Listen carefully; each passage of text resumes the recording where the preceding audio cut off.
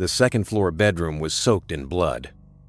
The father lay face down, 2 gunshots lodged in his back, blood soaking through the mattress. The mother, her eyes still wide open, seemed frozen in an attempt to understand what had happened. 2 children in the adjacent room were shot while still clutching their pillows. 3:15 a.m., and the house was completely silent. No screams, no signs of struggle. No one in the neighborhood heard a thing. The killer, none other than the eldest son, sat downstairs, still gripping the gun, staring at the ceiling as if waiting for an order from somewhere else. This wasn't just a murder. It was the beginning of a nightmare that would last more than 40 years. At approximately 6:35 a.m. on the 13th of November, 1974, Ronald Joseph DeFeo Jr. entered Henry's Bar in Amityville, New York, and stated that his parents had been shot. Minutes later, law enforcement officers arrived at 112 Ocean Avenue, Innu, and discovered 6 bodies, all members of the DeFeo family, lying face down in their beds. The victims included Ronald DeFeo Sr. and Louise DeFeo, along with their 4 children, Dawn, Allison, Mark, and John Matthew. The physical arrangement of the crime scene presented a series of behavioral anomalies. All 6 victims were shot with a .35 caliber Marlin rifle. Each was found in a prone position, undisturbed, with no evidence of defensive wounds, forced movement, or resistance. None of the victims appeared to have exited their beds during the assault. Autopsy reports confirmed that none had been sedated or incapacitated by chemical means. The weapon used was unmodified, with no suppressor attached. Ballistics and acoustic analysis indicate that the firing of 8 shots in a 2-story residence during early morning hours should have produced audible disturbances sufficient to alert nearby residents. However, interviews conducted with neighbors revealed no reported gunshots at the estimated time of the killings. Only the family dog was heard barking around 3:15 a.m., as noted in one witness statement. The absence of reactive behavior among the victims contradicts typical physiological responses to gunfire or proximity to threat. Based on the spatial layout of the residence, it is implausible that all victims remained unaware of the preceding gunshots. Dawn DeFeo, the eldest daughter, was located in a separate room on the 2nd floor. Her position, like the others, remained undisturbed.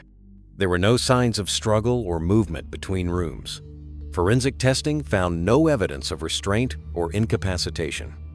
This pattern suggests that the victims were either in an exceptionally deep state of rest or were inhibited from reacting under unusual psychological or environmental conditions. The shooter's ability to navigate the home, fire multiple rounds, and eliminate each target without interruption or interference demonstrates controlled motor function and spatial awareness. There is no indication of disorganized behavior or frenzied action typically observed in impulsive family annihilations. Investigators initially explored the possibility of multiple offenders due to the logistical challenge of subduing 6 individuals across multiple rooms without signs of confrontation. However, Ronald DeFeo Jr. later confessed to acting alone and led police to the location of the discarded weapon and blood-stained clothing. The consistency in victim positioning, the lack of forced entry, and the absence of post-crime staging suggest a confined behavioral pattern marked by premeditated intent and emotional detachment. No alarm system was triggered. There were no indications of external access or manipulation of the household structure. The family's schedule and sleeping arrangements were routine, making their vulnerability predictable.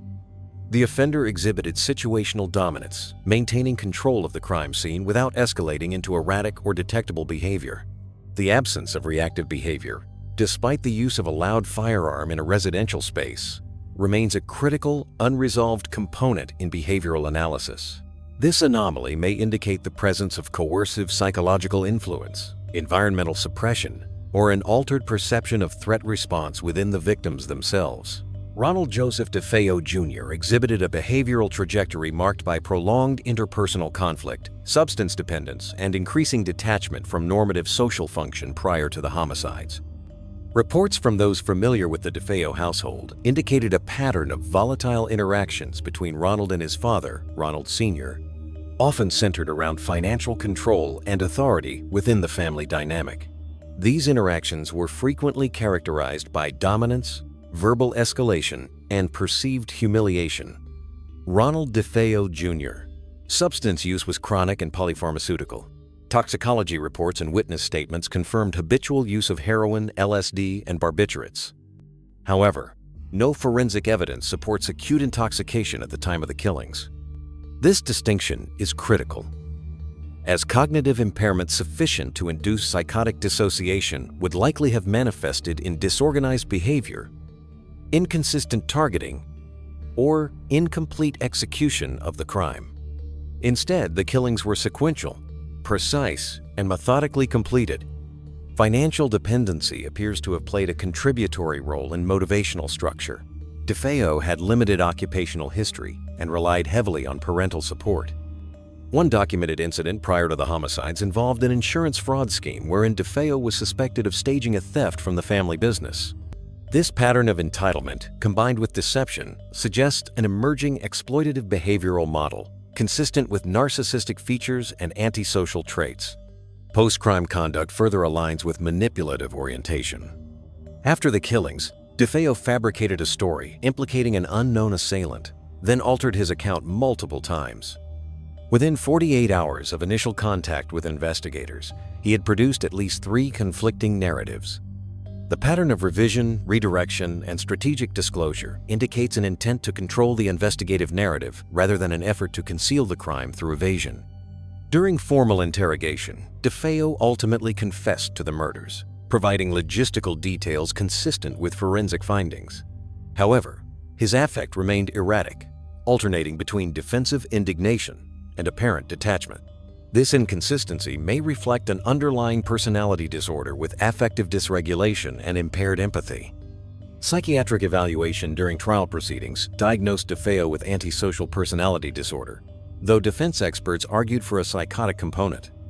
The court rejected the insanity plea, citing the level of operational planning and situational awareness exhibited during the act.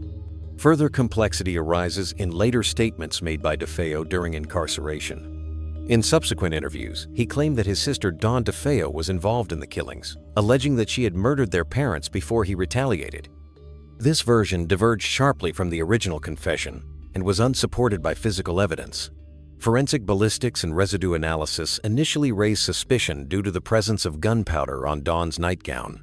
But subsequent trajectory studies demonstrated that the residue was consistent with proximity at the time of her own death, not active discharge.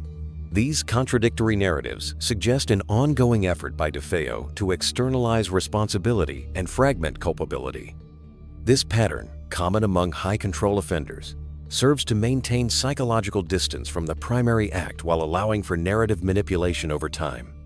It also complicates the classification of the crime as purely impulsive or psychotic.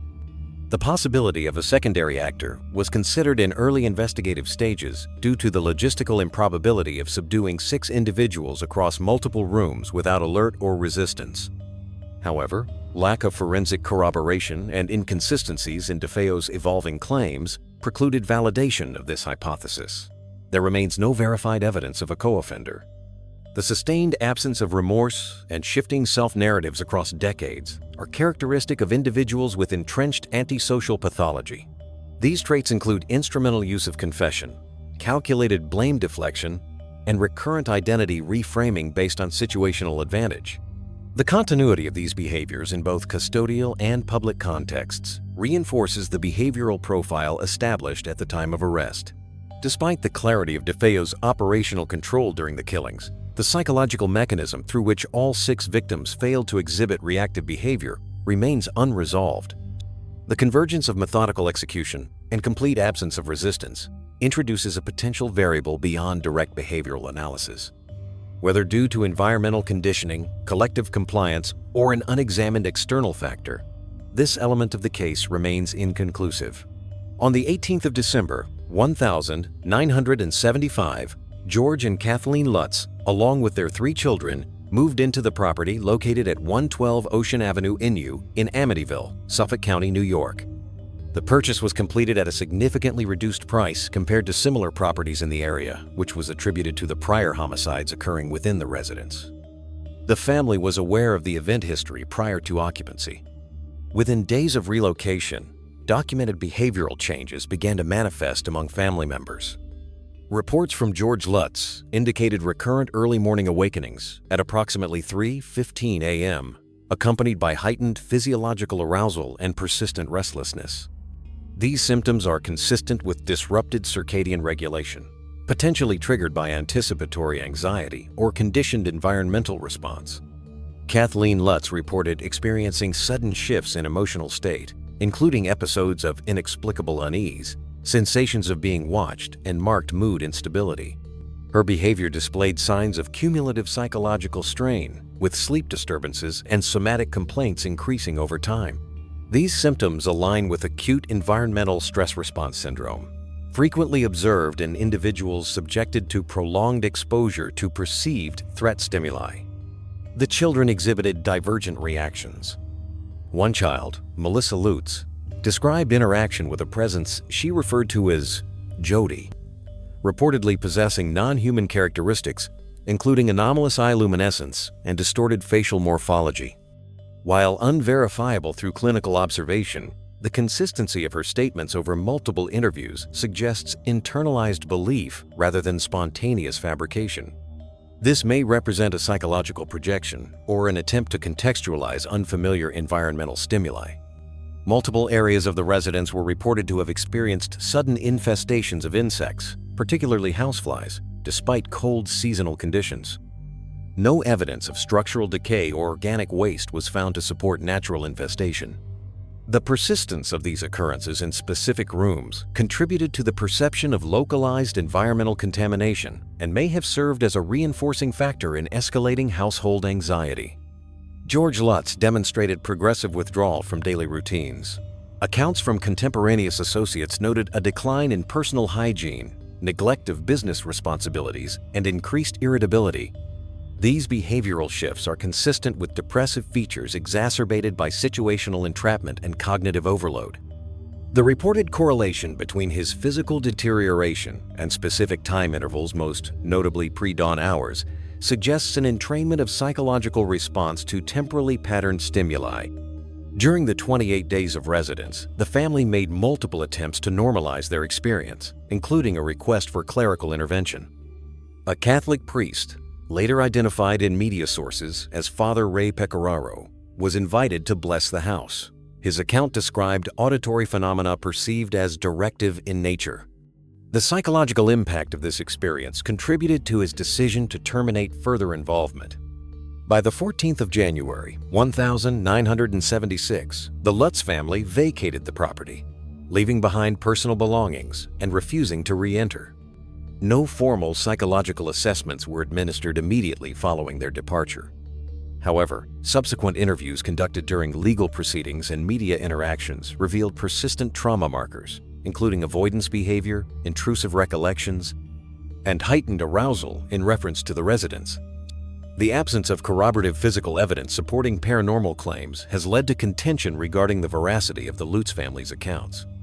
Nevertheless, the behavioral consistency among family members over time suggests the experience produced enduring psychological effects, irrespective of causative interpretation. The configuration of reported stimuli-localized disturbances, recurring temporal markers, and effective destabilization reflects a patterned environmental stress structure. Whether attributable to psychogenic origin, perceptual distortion, or external influence, remains indeterminate without further controlled investigation. The configuration of reported stimuli-localized disturbances, recurring temporal markers, and affective destabilization reflects a patterned environmental stress structure. Whether attributable to psychogenic origin, perceptual distortion, or external influence remains indeterminate without further controlled investigation. Following the Lutz family's abrupt departure from 112 Ocean Avenue NU in January 1976, a series of public claims concerning paranormal activity initiated widespread media attention. The behavioral consistency observed among family members during immediate post-occupancy interviews was later complicated by financial and contractual developments that introduced potential alternative motivations. Within weeks of vacating the residence, George and Kathleen Lutz entered discussions with publishing entities regarding a commercial book deal. This engagement resulted in the release of a widely distributed narrative attributed to their experiences inside the home. The timing of the agreement, coupled with the absence of psychological evaluation or formal documentation prior to commercial negotiation, suggests a motivational overlap between trauma reporting and narrative commodification. This behavior indicates a potential blending of authentic distress responses with strategic content framing. In 1976, the couple participated in a polygraph examination administered by examiners William Weber and Christopher Gugas, both certified professionals in forensic psychophysiology. The test results, as released by media at the time, did not indicate deception in response to core questions about their reported experiences. However, the methodology employed lacked full peer-reviewed documentation, and the context of examination was conducted within an environment of high public exposure and pending intellectual property negotiations. The pattern of testing under conditions of reputational pressure may have influenced response calibration or examiner bias. Ed and Lorraine Warren, self-identified paranormal investigators, became involved in the case shortly after the Lutz departure. Their participation included media interviews, public lectures, and collaboration with television outlets and production teams. Statements made by Ed Warren described the property as exhibiting demonic infestation, while Lorraine Warren reported physical sensations and visual perceptions while inside the home. These claims were not supported by concurrent photographic or video documentation collected during the same investigative period. One image later presented to the public, depicting what appeared to be a child with illuminated eyes, lacked verifiable metadata and was disputed by photographic analysis specialists. The Warrens' involvement followed a recurring pattern observed in prior cases, wherein their participation coincided with the publication of commercially successful books or films. Their presence and branding appear to have amplified the cultural visibility of the Amityville case, but did not contribute material forensic data to the original investigation or subsequent analysis. The behavior suggests a function more aligned with narrative amplification than evidentiary discovery. Subsequent occupants of the residence reported no anomalous activity. Multiple families lived in the home over the following decades without documented incidents of psychological disturbance or environmental irregularities. No additional third-party confirmations of the Lutz family's reported experiences have emerged. This discrepancy between primary and secondary occupant accounts introduces a variable of perceptual subjectivity or intentional exaggeration. The pattern of singular incident reporting followed by long-term baseline normalization supports the hypothesis of temporary belief-influenced interpretation rather than sustained environmental cause. Critical assessment of the Lutz claims also identified discrepancies within their own narratives. In recorded interviews across different years, certain details such as the order of events, specific visual sightings, and room-specific phenomena were either altered or omitted. The presence of narrative drift, particularly in high-profile cases subject to media reinforcement, is consistent with memory malleability under repeated retelling and public expectation shaping. The Amityville case represents a confluence of trauma reporting, cultural myth formation, and potential financial incentivization. While the initial behavioral responses of the Lutz family indicate acute stress consistent with perceived threat exposure, the subsequent commercialization and lack of corroboration raise questions about sustained authenticity. The continued debate regarding the veracity of their experiences is sustained not by new forensic evidence, but by conflicting interpretive frameworks surrounding intent, perception, and self-interest. The absence of verifiable third-party phenomena during the Warrens' investigation, in combination with normalized psychological function among later residents, presents a gap in continuity that remains unresolved.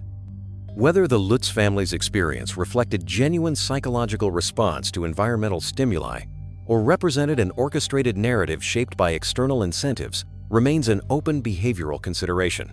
The Amityville case demonstrates an intersection between violent familial homicide, subsequent psychological trauma, and sociocultural narrative construction. Each stage of the timeline introduced distinct behavioral patterns that reflected varying forms of psychological disruption, belief-driven interpretation, and public recontextualization. Ronald Joseph DeFeo Jr. His initial actions during and after the homicides reflect controlled behavioral sequencing followed by narrative manipulation. His shifting accounts, delayed attribution of responsibility, and inconsistent framing of motive align with features of antisocial functioning, compounded by impaired reality testing. The lack of evident emotional expression during confession and post-crime interactions suggests emotional detachment rather than acute psychotic disorganization. The offender's long-term engagement in narrative revision reinforces an instrumental approach to memory and culpability management. The Lutz family's post-occupancy behavior introduced a separate behavioral trajectory. Their immediate withdrawal from the property and sustained consistency in trauma reporting are indicative of high internal belief conviction. However, the subsequent engagement in commercial ventures and the lack of converging third-party verification complicate the assessment of their claims. Their observable stress responses fall within parameters consistent with acute environmental fear reactions. Yet the persistence of these symptoms outside the triggering context remains ambiguous. Involvement by third-party paranormal investigators, particularly Ed and Lorraine Warren, introduced a narrative expansion that shifted the case from a localized trauma event into a widely disseminated cultural phenomenon. Their absence of empirical validation, paired with repeated alignment to commercial projects, limits their contribution to evidentiary discourse. Their behavior appears structured more toward narrative reinforcement than toward systematic investigation. Later, residents' lack of anomalous reports and the normalization of the property's occupancy status over time suggest the environmental factors attributed to the original claims did not present as persistent variables. This transition reinforces the possibility that earlier experiences were context-dependent and potentially influenced by pre-existing psychological disposition, stressor sensitivity, or external incentive structures. From a behavioral analysis perspective, the case challenges conventional categorization. It does not align with standard typologies of paranormal hoaxes, nor does it conform to structured trauma response models without deviation. The narrative shifts, absence of physical evidence, and discontinuity across successive occupants suggest a combination of internalized perception, belief reinforcement, and narrative inflation. The long-term cultural impact of the Amityville case illustrates how singular events, especially those rooted in familial violence, can evolve into multivalent constructs through repetition, media framing, and ideological appropriation. The original criminal act became secondary to the collective fixation on atmospheric interpretation. This diversion highlights a tendency within public discourse to externalize cause when internal psychological mechanisms remain difficult to reconcile. The most consistent behavioral feature across all participants is the strategic adaptation of narrative in response to environmental, social, or economic conditions. Whether this adaptation stemmed from survival mechanisms, opportunism, or misattribution remains subject to interpretation. The absence of reactivity in the initial victims, the complexity of the offender's post-crime behavior, and the Lutz family's perception-congruent trauma collectively underscore the interpretive limitations of standard forensic psychology in cases where belief and behavior become indistinguishable.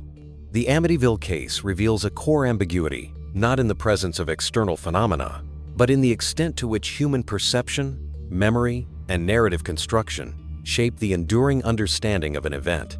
The fear attributed to supernatural forces may, in such contexts, be less reflective of external entities and more indicative of unresolved psychological conflict, conditioned response, and the social amplification of trauma.